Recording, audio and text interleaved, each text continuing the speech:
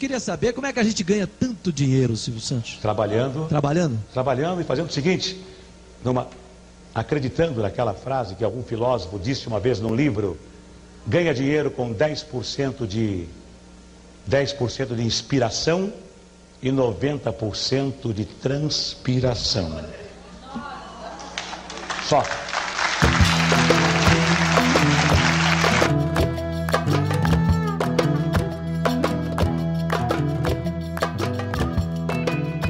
As digitais de Silvio Santos estão presentes hoje em quase 40 empresas ativas, que empregam quase 30 mil funcionários, sem levar em consideração o time de revendedoras autônomas da Jequiti. Em todas elas, é ele o acionista majoritário, dono da primeira e da última palavra.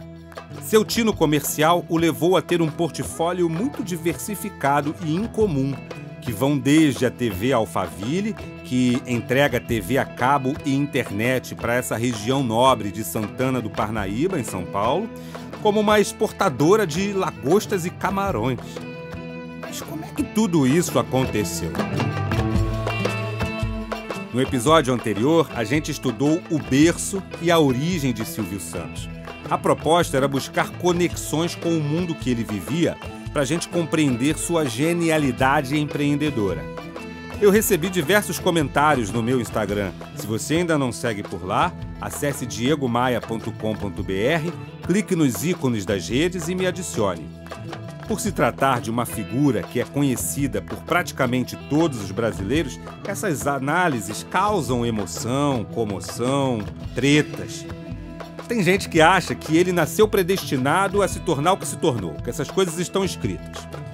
Outros acreditam que ele herdou a veia de vendas do seu pai, Alberto Abravanel, o grego, lembra? Que foi camelô de amendoins e pistaches e foi expulso da França, cuja história eu contei aqui no episódio anterior. O fato concreto é que, intuitivamente, Silvio adotou muitas práticas que hoje são debatidas como inovações. E também estava imbuído de uma profunda força de vontade, disposto a modificar integralmente o status da pobreza que vivia. No episódio de hoje, a gente vai decodificar o empresário Silvio Santos.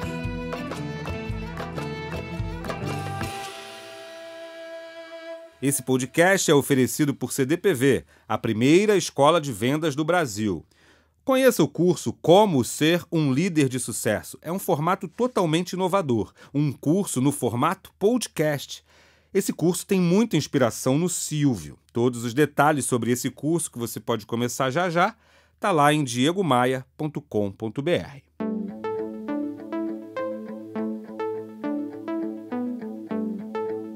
Você deve lembrar que terminamos o episódio anterior com Silvio Santos chegando a São Paulo pela primeira vez, de carona com o diretor de vendas da Antártica.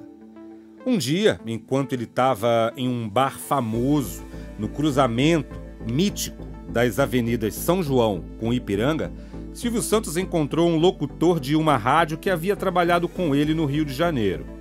O amigo disse que estavam fazendo testes para locutor numa determinada emissora de São Paulo.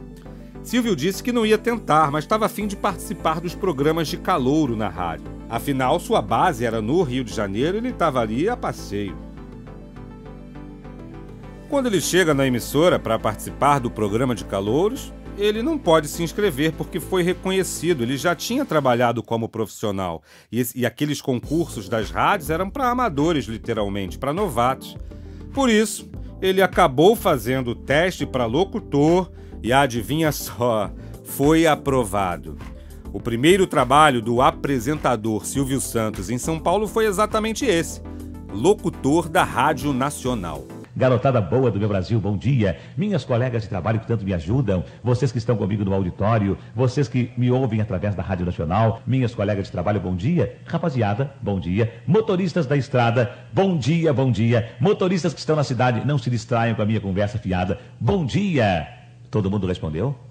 Você lembra do bar que o Silvio montou na Barca da Cantareira?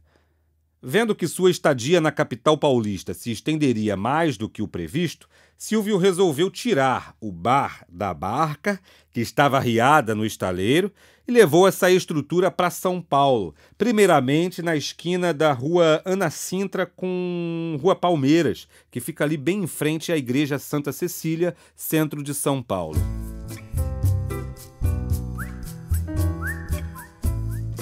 Quem trabalhava no bar com Silvio era Ângelo Pessutti, cunhado de Hebe Camargo, marido da irmã dela, Maria de Lourdes. Olha o nome do bar que o Silvio e o Ângelo deram, ó. Nosso Cantinho. Mas essa vida de dono de boteco no centrão de São Paulo não durou muito para o Silvio. Aí ele resolveu passar o negócio todo para o Ângelo, que ficou nele mais uns 10 anos, e foi se dedicar à venda de anúncios para uma revistinha que ele mesmo criou, chamada Brincadeiras para Você. Meu amigo, minha amiga, como eu sempre falo, vender é o antídoto para quase todos os males, e isso Silvio sacou desde cedo. Em paralelo, Silvio começou a fazer shows em circos e caravanas em cidades do interior de São Paulo durante os finais de semana. E essas caravanas, esses shows eram divulgados por seu programa na Rádio Nacional. Como era ele quem apresentava os artistas, ele entendeu que precisava fazer algum tipo de animação, resgatando aí aquele Silvinho adolescente que chamava a atenção das pessoas na Rio Branco. Foi aí que ele ficou conhecido como o Peru que Fala, pela fama de ficar vermelho sempre que se envergonhava. Ele tinha timidez, gente. Foi aí que o mítico apresentador Silvio Santos, querido por todo o Brasil, começou a ser forjado.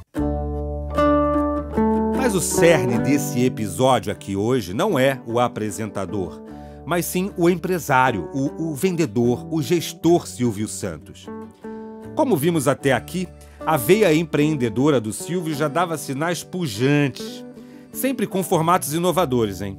Camelô, ele foi dono de um sistema de alto-falante na Barca da Cantareira, montou um bar, foi dono de uma revista infantil, produziu shows em circos e caravanas.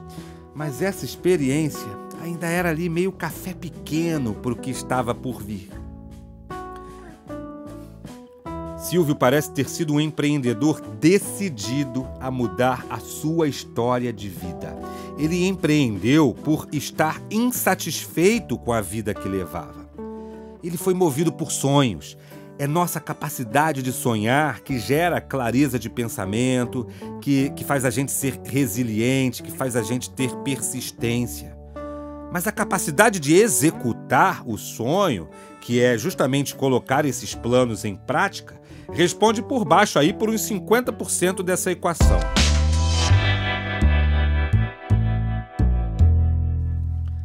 A partir dessas experiências artísticas e empreendedoras, Silvio foi chamado por Manuel de Nóbrega, o pai do Carlos Alberto de Nóbrega, da Praça é Nossa, para trabalhar em seu programa, que tinha a maior audiência da Rádio Nacional. Só que agora não seria mais locutor, seria animador. Então, de locutor, Silvio foi catapultado à posição de animador do principal programa da casa.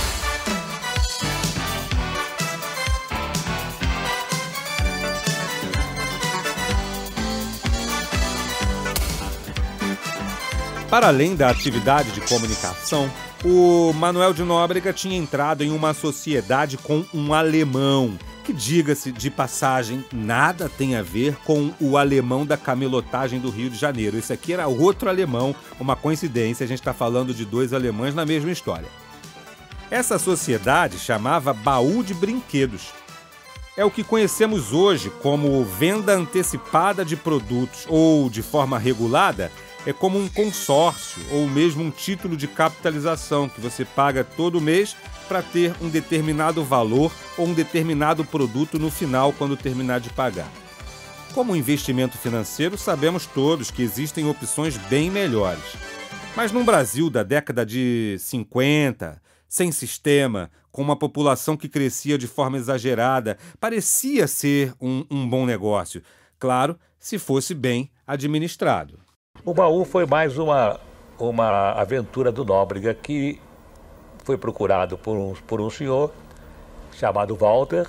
Esse Walter tinha uma boa ideia, a ideia de fazer um baú de brinquedos, ele se associou ao Nóbrega. O Nóbrega deveria entrar com a publicidade com o nome dele. Se tratava de pagar alguma coisa para receber no final do ano. Como o senhor Walter não tinha nenhuma credibilidade, até porque ninguém conhecia o Walter empresário, o Walter se viu atrapalhado, os negócios não deram certo.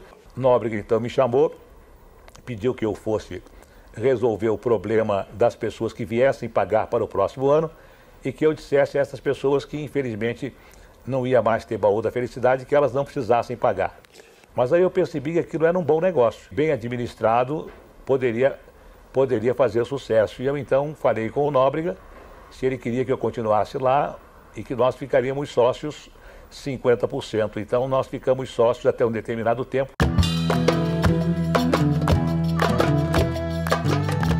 O Nóbrega, como era um cara da comunicação, das artes, não tinha esse perfil empreendedor, nunca visitou a sede do baú. Nunca! Ou seja, entrava somente com o seu nome e com a sua reputação, que na sociedade paulistana daquela época estava lá no auge. Aqui eu preciso fazer uma confissão de fã.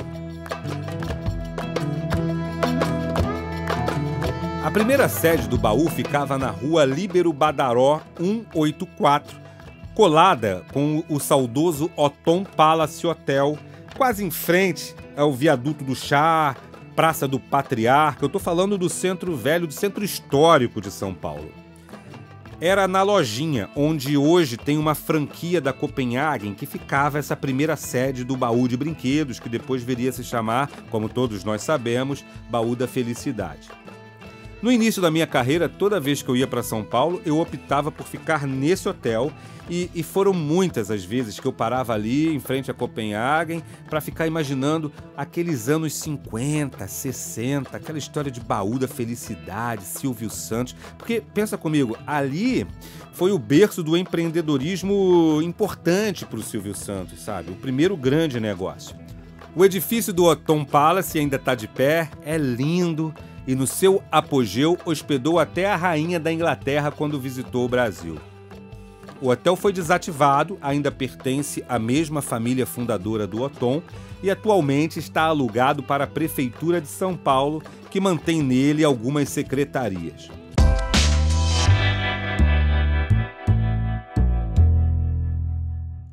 Silvio se envolveu com esse lance da compra antecipada, onde as pessoas, em geral das classes C e D, pagam antes de receber o produto. Às vezes pagam por meses e, em outros casos, até por anos. E não tem mistério. Não pagou, não recebe. Olha o risco desse negócio. Você recebe antes das pessoas. Se ela não pagar, não recebe o produto. E nosso grande empreendedor entendeu que se o baú fosse administrado bem, sabe, de forma correta, a empresa poderia sim se tornar um grande negócio, inédito ainda naquele momento. Silvio conseguiu estabilizar a situação. E aí o Manuel percebeu o empenho do Silvio e, como era mais artista do que empreendedor, tomou a decisão de sair do risco do negócio e literalmente, senhoras e senhores, literalmente deu o baú de presente para o amigo. É possível perceber aqui a diferença clássica entre o artista empreendedor e o empreendedor artista. Pegou a questão? Enquanto Manuel de Nóbrega e tantos outros são artistas em primeiro lugar, antes de qualquer atividade cultural e tal, Silvio era um vendedor, era um comerciante, era um empreendedor. É o que eu hoje chamo de mentalidade de vendas e tenho propagado esse conceito junto às empresas que me contratam para palestras, para consultorias. Mentalidade de vendas antes do seu objetivo fim. Silvio conta o quão foi desafiador montar o baú naqueles tempos. Ele quase quebrou quando assumiu compromissos grandes com fornecedores dos produtos que ele colocava dentro do baú. Aí veja como são as coisas. Parece que foi a necessidade de vender, de divulgar o tal baú da felicidade que fez Silvio entrar para a televisão. Sim, em mais uma jogada de mestre, foi corajoso o suficiente para comprar espaço na TV para apresentar ele mesmo um programa de auditório que tinha como pano de fundo apenas vender o baú da felicidade. Outra vez mais, é o vendedor Silvio ditando os caminhos. Para a gente não se perder nessa linha do tempo, esse imbróglio com o Manuel de Nóbrega aconteceu pelos idos de 1958, quando Silvio ainda era um jovem de 28 anos.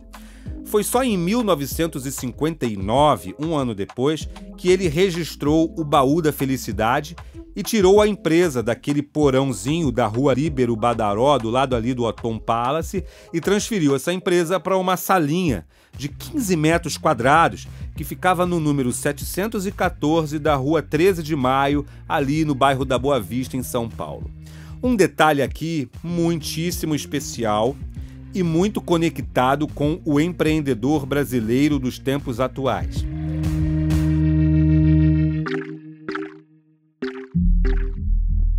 Essa salinha de 15 metros quadrados era onde Silvio morava naquela ocasião. Porque imagino que, para economizar dinheiro, ele montou o Baú da Felicidade, o seu primeiro grande negócio, no mesmo lugar, no mesmo endereço em que ele morava. Somente depois de 4 anos, já em 1963, foi que ele transferiu a BF Utilidades Domésticas e Brinquedos Limitada para o endereço que permaneceu por muitos e muitos anos na rua Xavier de Toledo, centro de São Paulo. Eu coloquei fotos desse caminho percorrido por Silvio Santos no início da sua história empreendedora na página deste podcast na internet. Acesse diegomaia.com.br/Bora Voar e confira. A história do Grupo Silvio Santos, formalmente criado a partir do Baú da Felicidade, é, digamos, mirabolante. As empresas foram surgindo porque uma fazia nascer a outra.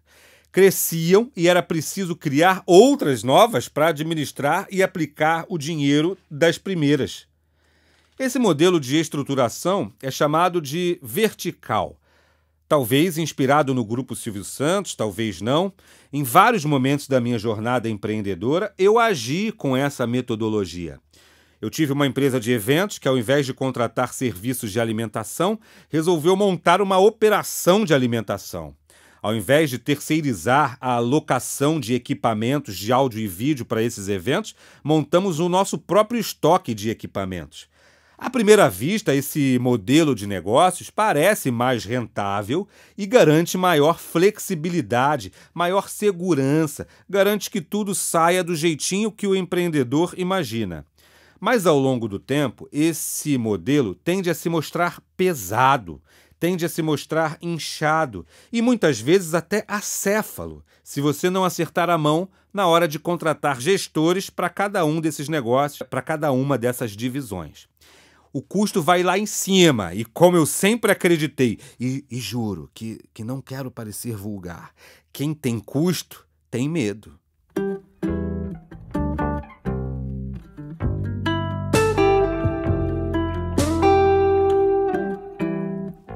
A tendência clara da economia que vivemos hoje são operações horizontais e independentes. Em outras palavras, é terceirizar, é contratar parceiros que complementem e que nos entreguem os seus benefícios, deixando os malefícios de suas operações, a parte chata das suas operações, por conta deles. Há algum tempo, eu fiz uma palestra na convenção de vendas de uma fabricante de piscinas. Eles precisavam expandir os negócios. Eu realmente fiquei muito assustado com o modelo vertical que acabava meio que engessando todos os setores. Ao invés de fabricar seu principal produto, que eram piscinas, com a máxima excelência, com o passar do tempo passaram a fabricar a maioria dos componentes da piscina. Gente, até o parafuso. É claro que lembro do pato nessa história. Sim, o pato, aquele que tenta nadar, mas não nada direito, tenta voar, mas não voa direito, tenta andar, mas anda meio desengonçado. Perceba aqui, meu amigo, minha amiga, que eu, Diego Maia, não estou fazendo assim uma espécie de juízo de valor com os modelos verticais ou horizontais. Estou apenas considerando os prós e os contras por analisar essa estratégia do Grupo Silvio Santos e por ter vivido eu mesmo essa história. Mas vamos voltar para a construção do império do Silvio, ó. Depois do Baú, veio a empresa Publicidade Silvio Santos Limitada, que ainda hoje controla toda a publicidade das empresas e, na época, comprava os espaços televisivos para os programas. Ao que parece, a empresa nasceu a partir da necessidade de vender carnês do Baú e não pela vontade do seu Silvio de ser apresentador de TV. Depois, dentro do Baú, ele resolveu sortear casas. Isso mesmo, casas próprias para as pessoas. Parece que faz isso até hoje. A coisa disparou, começaram a vender muitos carnês e não existia, naquela São Paulo de 1960, condomínios com 8, 9, 10, 12 casas disponíveis todos os meses. E aí, como é que ele resolve o problema? Como é que aquela mente empreendedora vertical resolve o problema? Abrindo uma construtora, uai. Foi aí que nasceu a Cisan Empreendimentos Imobiliários. Nesse interim, a venda de carnês começou a chamar a atenção do governo federal, que mandava sinais de que iria regular e acabar com a modalidade de compra antecipada, justamente pelos riscos que esse modelo proporciona aos incautos clientes que caem na lábia de papudos que só pensam em vender e não entregar. Mas, como assim? Parar o Baú da Felicidade naquela altura, naquele sucesso todo? Não tem outra solução? Para o Silvio Santos tinha. Ele passou a vender crédito, como vemos hoje. Se compra no crediário as coisas. Mas aí tem outra questão. O cliente paga parcelado em muitas parcelas a perder de vista às vezes, e recebe a mercadoria de imediato. Mas nessa modalidade, o governo cobra os impostos à vista, o imposto de toda aquela venda logo no primeiro mês, no mês da venda. Então, matemática simplificada aqui. Venda a crédito um produto de R$1.000. Recebe a primeira parcela de 100, mas o imposto que precisa ser recolhido é sobre os R$1.000. Hoje, isso é mais simplificado com as operações de antecipação de recebíveis. Se você antecipa seus recebíveis, seja pela empresa de adquirência dos cartões, seja por uma factoring, você sabe que isso é caro. Mas é a solução que nos resta quando não temos capital de giro. Mas com a mentalidade vertical de Silvio, atenuada pelo fato de estarmos na década de 1960 do século passado, onde as ofertas de antecipação eram precárias e ainda mais caras do que são hoje, o que o Silvão fez, gente? Montou uma financeira. Então estava criada aí a quarta empresa do Grupo Silvio Santos, que ele chamou de Baú Financeira. Então, ó, assunto resolvido. Próximo embate.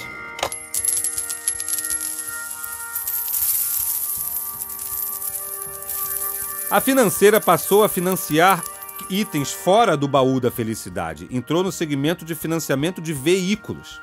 Para além disso, o próprio Baú da Felicidade sorteava carros para os seus clientes. Então, ó, a solução: comprar uma concessionária Volkswagen. E assim chegou a quinta empresa, a Vimave. A concessionária passou a vender aproximadamente 150 carros por mês, sendo que 60 eram comprados pelo próprio Baú da Felicidade para os sorteios. Além disso, a oficina dessa própria Vimave, dessa concessionária Volkswagen, passou a não ser mais um problema de manutenção para as Kombis do Baú, que podiam fazer os consertos de suas próprias Kombis nessa oficina. Ato contínuo, olha só essa loucura, visualizou a oportunidade no mercado de seguros, justamente para fazer o seguro dos próprios veículos que vendia e também do próprio crédito que ofertava aos clientes. Problema? Solução: comprou uma seguradora. De acordo com a legislação da época, ao financiar automóveis e mercadorias pelo crediário próprio, é necessário transformar isso em dinheiro, vendendo letras de câmbio. Então, para que envolve um terceiro? Aqui é Silvio Santos, gente. O que ele faz? Comprou a Dinâmica Distribuidora, outra nova empresa do grupo Silvio Santos. Tá, e aí? Novo problema. Passaram a pagar muitos impostos. E, de acordo com o governo, precisavam aplicar parte desse dinheiro em algum lugar. E aí tiveram que comprar um reflorestamento no estado do Paraná, especificamente no município de Jaguariaíva. Estava previsto que esse reflorestamento terminaria no prazo de 4 anos, mas Silvio é craque terminou em 2. Gente, com as empresas se ampliando e se desenvolvendo, Silvio partiu para a agropecuária e comprou uma fazenda de 70 mil hectares no Mato Grosso, precisamente no município de Barra dos Garças, criando bois para o mercado interno e também para exportar. Eu já perdi a conta de quantas empresas ele montou, com segmentos tão diferentes. Isso aqui é numa época ainda pré-SBT, nem televisão tinha. Toda essa expansão tinha como cereja de bolo o destaque que Silvio mantinha na televisão brasileira, que ainda engatinhava. Aquilo que hoje as igrejas evangélicas fazem nos canais abertos de TV, Silvio foi pioneiro naquela época, comprando espaços em emissoras diferentes, em dias diferentes, para programas diferentes que ele mesmo apresentava. Ele chegou a ter 14 horas semanais de programas nas TVs Globo e Tupi. Aí, a essa altura, o negócio já estava tomando uma dimensão diferente. Não era mais só para divulgar e vender baú da felicidade. Essa produção independente do Silvio nos canais de televisão o levou a ser produtor dos seus próprios programas. E isso envolve uma série de coisas: figurinos, cenários, equipamentos, iluminação, câmera, sabe, toda aquela parafernália para se fazer TV no século passado. Hoje a gente resolve isso com mais facilidade, mas naquela época... A próxima empreitada seria primeiro alugar e depois comprar os estúdios ociosos da antiga TV Excelsior, na Vila Guilherme, São Paulo. Esse espaço tinha 4 mil metros quadrados e que deu origem a uma nova empresa, chamada de Estúdios Silvio Santos de Cinema e Televisão, sendo a palavra estúdios grafada apenas com S no início. Estava tudo pronto, as empresas estavam indo bem, e agora sim seria necessário dar aquele que seria o passo mais importante para a verticalização completa do Silvão: ter a sua própria emissora. Está em casa que veio ao meu programa aqui no auditório. Boa tarde! Senhores, moças, rapazes, meninas e meninos, estamos iniciando mais um programa Silvio Santos. Um programa que é feito com muito cuidado, um programa que é feito com muito carinho, porque nós, ao realizarmos o programa, estamos pensando em você, pensando no seu divertimento, pensando que vamos entrar na sua casa e que vamos passar o domingo juntos. E a todos vocês que abrem o seu lar para que nós possamos entrar, o nosso muito obrigado. Obrigado à senhora, obrigado às moças, obrigado aos senhores, obrigado às menininhas e aos menininhos. Eu chamo a atenção das professoras e dos alunos. Podem continuar se inscrevendo para participar do programa Domingo no Parque. O nosso telefone é 292-9414. Telefone para o Vanderlei, que é o produtor do nosso programa. Escolas que já vieram, escolas que ainda não vieram, mas que gostariam de participar. Nós mandamos 5 ônibus para cada escola. Os alunos são trazidos para o auditório. Essa batalha foi dura, se arrastou por anos já na década de 70, e muitas forças ocultas e outras não tão ocultas assim foram jogando contra e jogaram pesado ali naquela história. Afinal, Silvio estava se mostrando como uma grande ameaça. Foi somente em outubro de 1975 que Silvio Santos venceu a concorrência para o Canal 11 do Rio de Janeiro, a concorrência que foi aberta pelo General Geisel. Sim, vamos só se habituar aqui no momento que a gente está vivendo. Eu estou falando de um Brasil que vivia o ápice de sua segunda ditadura. A primeira foi no Estado Novo de Getúlio Vargas, como eu citei para você no episódio anterior. A tão esperada solenidade de assinatura do contrato do Canal 11 aconteceu 2 meses depois, já em dezembro de 1975, data oficial do nascimento do que viria a ser o SBT, o Sistema Brasileiro de Televisão, mas ainda tinha naquela época o nome de TVS Rio. 1976, o ano seguinte, já trouxe outra vitória para o Silvio, que concretizou a compra de 50% das ações da TV Record de São Paulo. Mesmo com sua primeira emissora, Silvio Santos estreia na Record o programa Silvio Santos Diferente, que antes era exibido na TV Tupi.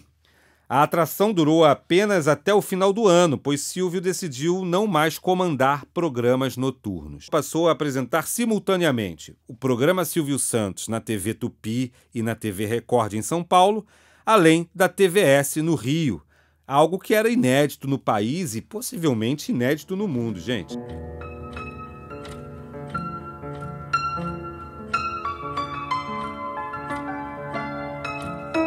Se pelo lado empresarial e artístico, Silvio Santos crescia com prestígio, com dinheiro no bolso, com realizações e com dezenas de empresas atuantes em vários segmentos, por outro lado, o destino lhe aplicava um duro golpe nesse momento do auge da sua jornada. A morte da sua esposa Cidinha, aos 38 anos, vítima de um câncer no aparelho digestivo. Aparecida Bravanel chegou a fazer tratamento em hospitais nos Estados Unidos e teve os mais brilhantes médicos do Albert Einstein paulistano à sua disposição. Mas não resistiu. Seu corpo foi sepultado no cemitério da Vila Mariana, longe dos jornalistas que haviam recebido a informação de que a cerimônia aconteceria no cemitério do Morumbi.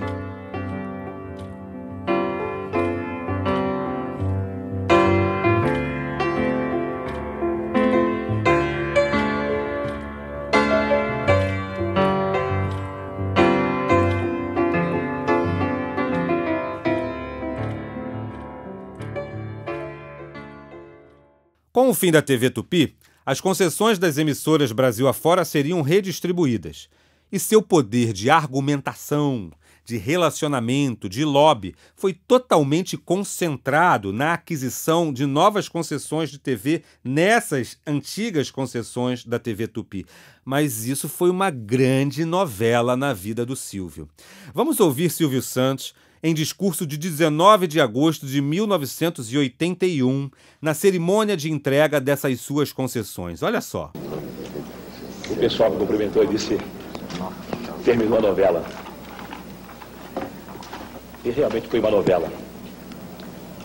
Foi uma novela com happy end, assumindo a responsabilidade de 4 canais de televisão que se integrarão ao SBT. Estamos fazendo um investimento de 10 milhões de dólares. Estamos juntando mais 1.600 funcionários ao Grupo Silvio Santos, que já tem 12 mil funcionários. Seremos ao todo 13.600 chefes de família trabalhando. E eu estou feliz. Um pouco nervoso, mas feliz. Feliz porque eu estou vendo diante de mim a minha esposa, os meus amigos, alguns dos meus colegas e autoridades que dirigem o nosso país. Para minha esposa, para a Iris, que está aqui na plateia, eu quero dizer que ela não se preocupe. O trabalho vai aumentar, mas eu continuarei sendo o bom marido e pai que sempre fui. Eu dirijo o meu trabalho não me dirige.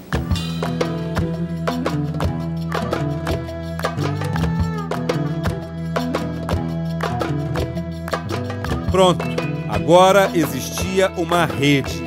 A rede de televisão de um ex-camelô, nascido pobre no Rio de Janeiro. Depois disso, além das emissoras próprias, vieram as afiliadas, emissoras regionais que queriam o produto, o Silvio Santos, o produto do SBT. Dando um salto grande no tempo para os dias de hoje, o SBT possui atualmente 113 emissoras, sendo 8 emissoras próprias, 104 afiliadas e a geradora da programação, a TV SBT São Paulo.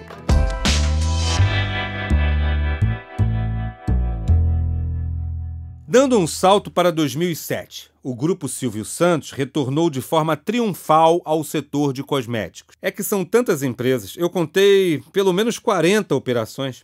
São tantas empresas que eu não pude te falar que, anos antes, Silvio montou uma empresa chamada Hidrogen de cosméticos, que foi vendida para a atual Hiperafarma, que provavelmente você conhece como Hipermarcas. A estratégia dessa nova empresa era mirar em consumidores das classes C, D e E que, olha só, compram cosméticos com avidez.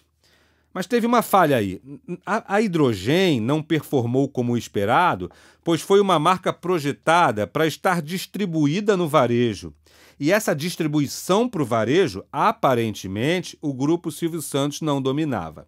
A descoberta do momento era um negócio chamado venda direta. Venda direta através de catálogos, empoderando também as donas de casa, que ganhavam um dinheiro extra. Assim, Silvio vende tanto cosméticos como também uma oportunidade de complementar renda, ou mesmo uma oportunidade de negócios que acabou, por consequência, contribuindo com a autoestima das pessoas. Atualmente, a Jequiti beira 300 mil consultoras de beleza, prevê faturamento anual de R$1 bilhão, incorporou e remodelou o antigo carnê do baú e reorganizou sua estratégia de operação. Em 2007, a paixão de Silvio Santos pelo Guarujá virou negócio. Entrou em funcionamento o Sofitel Jequitimar Guarujá, um investimento inicial de R$150 milhões. Pé na areia, caipirinha, bem ali na praia de Pernambuco, no Guarujá. Esse empreendimento tem 302 quartos, tem um auditório incrível que cabe em mais de 1.200 pessoas e 8 salas de convenções. Eu já tive a oportunidade de ministrar palestras em convenções de vendas realizadas nesse estabelecimento, lá no Jequitimar, e posso te assegurar, o negócio é de alto nível. Esse é um dos poucos business do Silvio Santos que não interagem, aparentemente, repare só porque é aparentemente, não interagem a constelação de empresas orientadas ao povão. Mas olha só, essa operação do Jequitimar ainda traz consigo a esperança da aprovação do projeto de lei que prevê a liberação dos cassinos e do jogo do bicho no Brasil. Isso mesmo, Silvio Santos não dá ponto sem nó. Uma vez aprovada, caso essa lei seja aprovada, o Jequitimar parece estar prontinho para ser o primeiro e mais badalado cassino brasileiro. Você pode não ter se dado conta, mas Silvio Santos já explora outras modalidades de jogo há muito tempo. Lá atrás, em 1975, ele comprou uma empresa pequenininha chamada Liderança Capitalização. E um pouco mais à frente, lançou o único produto que a empresa tem até hoje, você sabe qual é?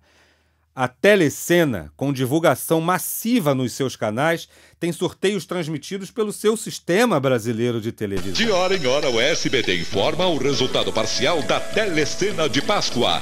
2, 4, 5, 6, 9... Há uma forte tendência de queda no faturamento da Liderança Capitalização. É o que mostra os balanços publicados anualmente pela empresa. Talvez pela farta oferta crescente de opções relacionadas a investimento financeiro, talvez pelas oportunidades de outros sorteios, de outros tipos de jogos, talvez pelo ligeiro cansaço do cliente para um produto como a Telecena, que já foi experimentado e revisitado inúmeras vezes.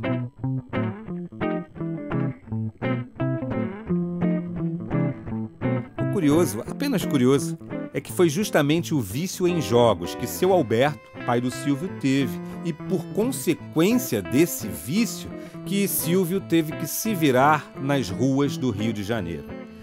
Mas isso agora ficou no passado. Ele virou a mesa. Agora é ele quem opera o jogo. Isso mostra que, embora transmita emoção, transmita sentimento em suas aparições na TV, em negócios, Silvio Santos é frio e é calculista. Ele sabe identificar oportunidades sem envolver tanto o lado sentimental da história.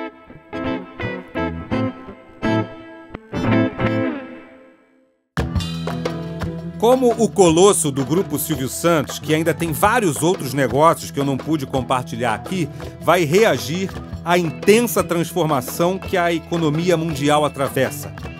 Não há indícios de acerto no streaming do SBT, que hoje é um serviço gratuito que retransmite apenas seus próprios programas.